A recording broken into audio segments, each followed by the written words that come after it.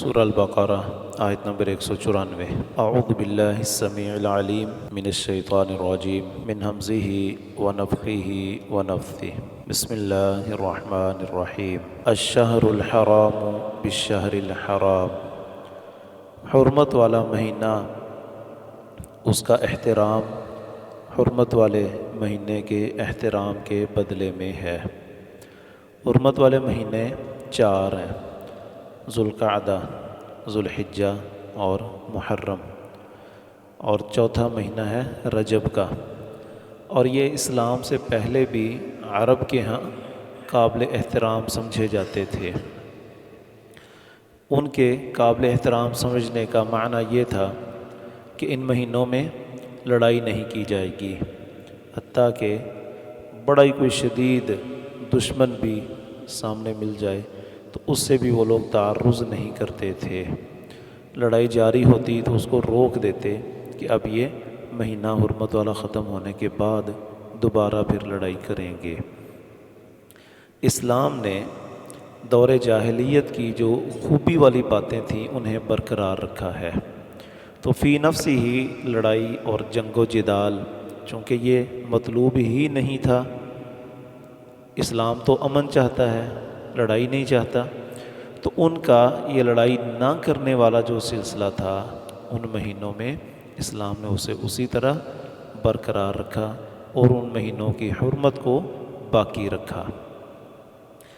اب جب حدیبیہ والا سال ہوا، حدیبیہ کے مقام پر صلح ہو گئی اور طے یہ پایا کہ آپ اگلے سال آئیں گے عمرہ کرنے کے لیے، تو چونکہ وہ مہینہ ذوالقعدہ کا ہی تھا، تو جب نکلے صحابہ کرام تو پھر ذہن میں خیال آیا کہ اگر اب ہم نے احرام تو باندھ لیا عمرے کے لیے، اگر راستے میں مشرکین مکہ نے پچھلے سال کی طرح روک دیا اور اپنے عہد کی پاسداری نہ کی تو پھر ہم کیا کریں گے؟ وہ لڑائی پر آمادہ ہو گئے تو یہ مہینہ تو حرمت والا ہے، تو لڑائی ہم نے کرنی نہیں، تو پھر پریشانی شروع ہو گئی۔ اس وقت یہ آیت نازل ہوئی کہ ٹھیک ہے یہ مہینہ حرمت والا ہے، لڑائی نہیں کرنی، لیکن کسی حرمت والے مہینے میں ان چیزوں کی پاسداری اسی وقت ممکن ہے جب فریق مخالف وہ بھی ان مہینوں کا ان کا احترام کرنے والا ہو۔ اگر دوسرا فریق اس مہینے کی حرمت کا خیال نہیں رکھتا ہے تو اے مسلمانوں، تم پر بھی لازم نہیں ہے کہ تم بھی ان کے مقابلے میں پھر تم نے احترام ہی کرتے رہنا ہے۔ تم نے ہاتھ ہی نہیں اٹھانا تو دوسرا تو چڑھ جائے گا، وہ تو خوب چڑھائی کر جائے گا، تو نقصان تو سراسر تمہارا ہوگا۔ ایک آدمی ہے وہ ہاتھ باندھ کے کھڑا ہوا ہے، دوسرا چڑھائی کیے جا رہا ہے، مارے جا رہا ہے، تو یہ تو ظلم و زیادتی ہے۔ تو اسلام یہ بھی نہیں کہتا کہ اپنے آپ کو بالکل ہی گرا دیا جائے اور اپنی عزت نفس، خودداری، اپنا مقام اس کو بھی برقرار نہ رکھا جائے، اسلام اس کی بھی اجازت نہیں دیتا ہے۔ تو اگر وہ ان مہینوں کی حرمت کا خیال رکھیں گے تو تم بھی رکھ لینا، اور اگر وہ ان کی پاسداری نہ کریں تو تم پر بھی کوئی پابندی نہیں ہے، پھر تم بھی مقابلے میں آ جانا۔ والحرمات، اور تمام حرمتیں بالقصاص، وہ ساری کی ساری بدلے میں ہی ہیں۔ اگر فریق مخالف حرمتوں کا احترام کرے تو تم بھی کرو، اگر وہ تمہارے بعض لوگ جو ہیں انہیں وہ کچھ نہیں کہتا تو تم بھی ان کے بعض لوگوں کو اسی درجے کے جو ان کے لوگ ہیں تم بھی انہیں کچھ نہ کہو۔ اگر وہ کچھ چیزوں کی پابندی کرتا ہے، اس نے کچھ اخلاقی ضابطے، قواعد وہ بنا لیے ہیں، تو تم بھی ان کی پاسداری کرو۔ جب وہ نہیں کرتے تو تم پر بھی کسی قسم کی کوئی اخلاقی پابندی نہیں ہے۔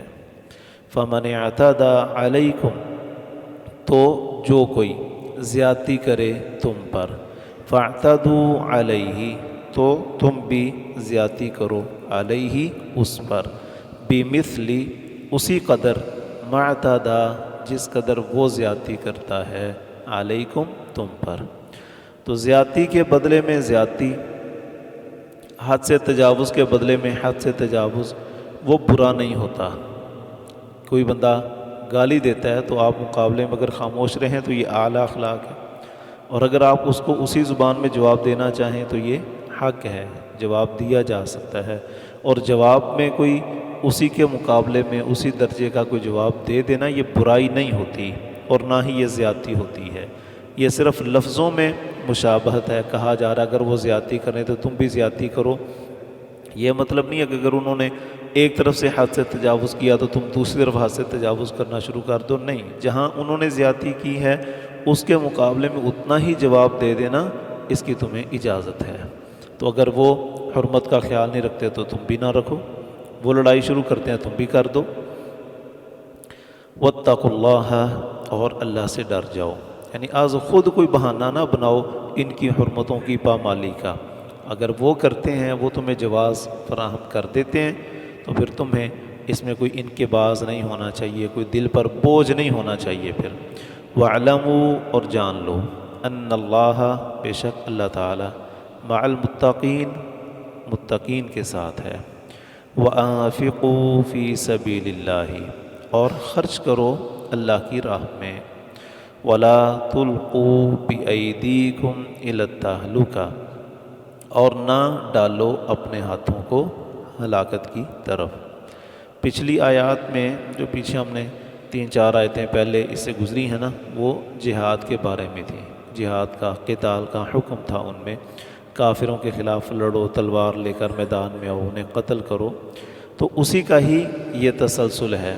یہاں کہا جا رہا ہے کہ جہاد کے لیے خرچ کرو، ظاہر ہے کہ جو بھی چیز ہے نا، جو بھی کام ہے اس کے بقدر ہی اس کے اخراجات ہوتے ہیں، تو جہاد ایک عظیم عمل ہے اور بڑا وسیع اس کا دائرہ ہے، تو اسی قدر اس کے اخراجات بھی زیادہ ہوتے ہیں۔ تو کہا کہ جہاد کے لیے صرف جان ہی نہیں، مال بھی لے کر آؤ، اور اس راستے میں جو خرچ کرو گے اس کا تمہیں بدلہ بھی ملے گا۔ جب اللہ کا حکم جو آ گیا تو اللہ کے حکم پر تم نے خرچ کرنا ہے تو یقیناً وہ کیا بن جائے گی؟ نیکی بن جائے گی۔ ایسا نہیں ہے کہ چونکہ جہاد میں لڑائی ہے تو لڑائی پر خرچ کرنا، اس پر اجر ہی کوئی نہیں ملنا، ایسا نہیں ہے۔ اس لڑائی پر جو خرچ کرو گے اس کا اجر بھی ملے گا۔ ایک وہ لڑائی ہے جو مسلمانوں کی باہمی ہے، وہاں خرچ جائز نہیں ہے بالکل بھی، نہ صرف یہ کہ اجازت نہیں بلکہ جائز نہیں۔ اور جو شخص باہمی لڑائی پر مال خرچ کرتا ہے اور اس کے لیے حیلے سازی کرتا ہے تو وہ اللہ تعالیٰ کے ہاں مجرم ہے۔ لیکن کافروں کے خلاف لڑائی کا سامان جمع کرنا، تیاری کرنا، مال خرچ کرنا، یہ عین اجر کا باعث ہے۔ اور اپنے آپ کو ہلاکت میں نہ ڈالو، اس کا معنی کیا ہے؟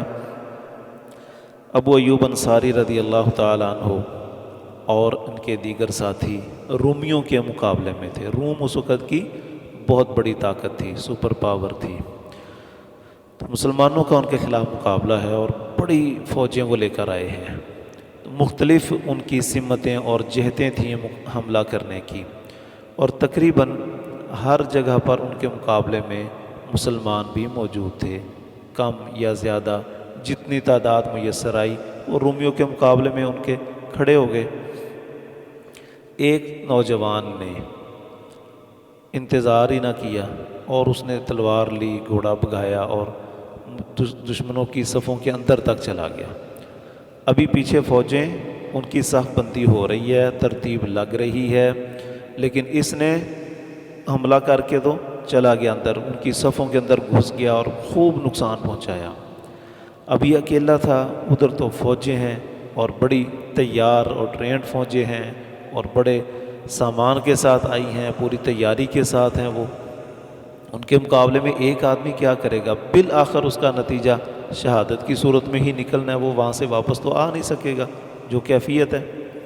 تو پریشان ہو گئے ساتھی کہ یہ کیا ہو گیا۔ کسی نے کہہ دیا کہ اس نے اپنے آپ کو تو ہلاکت میں ڈال دیا ہے، اللہ تعالیٰ کہتے ہیں اپنے آپ کو ہلاکت میں نہ ڈالو۔ ابو ایوب انصاری رضی اللہ تعالیٰ عنہ جو وہیں موجود تھے اس مارکے میں، کہنے لگے اللہ کے بندو، یہ آیت ہمارے بارے میں نازل ہوئی ہے اور مجھے خوب پتہ ہے کہ اس آیت کا معنی کیا ہے۔ کہتے ہیں اس آیت کا مطلب یہ ہے کہ ہم نے نبی صلی اللہ علیہ وسلم کے ساتھ جہاد کیا اور خوب جہاد کیا، اپنی زمینوں کی پرواہ نہیں کی، اپنی کھیتی باڑی اجاڑ دی، زمینیں ہماری بنجر ہو گئیں، کوئی زراعت کا نام و نشان باقی نہیں رہا، اور دن رات کبھی ایک مارکے سے واپس آتے ہیں تو دوسرے کی طرف چلے جاتے ہیں، وہاں سے آتے ہیں تیسرے کی طرف چلے جاتے ہیں، مسلسل ہم جنگوں میں مصروف رہے۔ پھر اللہ تعالیٰ نے کچھ فتوحات دے دیں تو ہم تھوڑا سا ذہنی طور پر مطمئن ہو گئے، اور ہم نے سوچا کہ اب وہ جو تھا نا یلغار ہی یلغار ہے، حملے ہی حملے ہیں، اب ہمیں کچھ سکون مل گیا ہے، تو اب کچھ ہمیں نا اپنی ذمہ داری کی طرف توجہ کرنی چاہیے، اپنی زمینیں کو ٹھیک کر لیں۔ بہت عرصے سے ان سے صحیح طرح ہم نے فصلیں نہیں لیں، تو چلو اب دوبارہ کچھ کھیتی باڑی کی طرف مصروفیت کرتے ہیں۔ کہتے جب ہم نے یہ سوچا، یہ پروگرام بنا لیا، اس پر مشاورت ہو گئی، ہم اپنے کھیتی باڑی کی طرف مصروف ہونے لگے، اس وقت یہ آیت نازل ہوئی تھی۔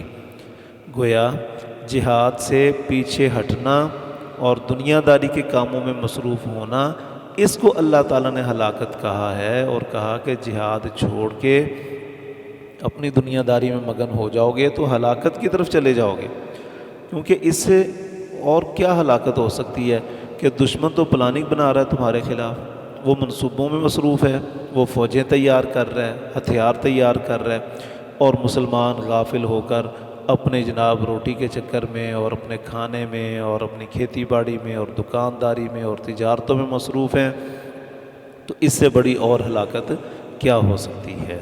تو آج بھی یہی صورتحال ہے۔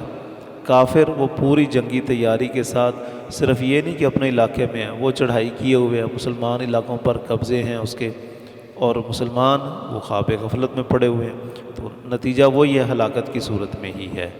تو ابو ایوب انصاری رضی اللہ تعالیٰ عنہ کی اس تصریح اور اس وضاحت کے بعد پھر سلسلہ چل نکلا، پھر کافروں کو خوب انہوں نے مارا بھی، جہاد بھی کیا اور حملے بھی کیے۔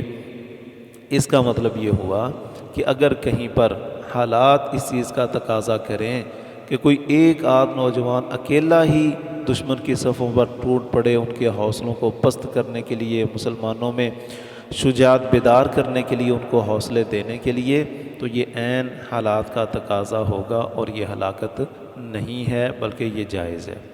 اور تاریخ اسلام میں بہت سارے ایسے مارکے ہوئے ہیں جن میں ایک ایک فرد نے بڑی بڑی قربانیاں دی ہیں، بڑی اذیتیں برداشت کی ہیں، دشمن کی فوجوں میں اکیلا ہی چلا گیا، اور اس کے نتائج اللہ تعالیٰ نے بہت عظیم دیے ہیں۔ تو یہ ابو ایوب انصاری رضی اللہ تعالیٰ عنہ نے اس کی تفسیر کی۔ وَأَحْسِنُوا، اور نیکی کرو، ان اللہ، بے شک اللہ تعالیٰ، یحب المحسنین، نیکی کرنے والوں کو پسند کرتا ہے۔ اللہ تعالیٰ سمجھنے کی، عمل کرنے کی توفیق عطا فرمائے۔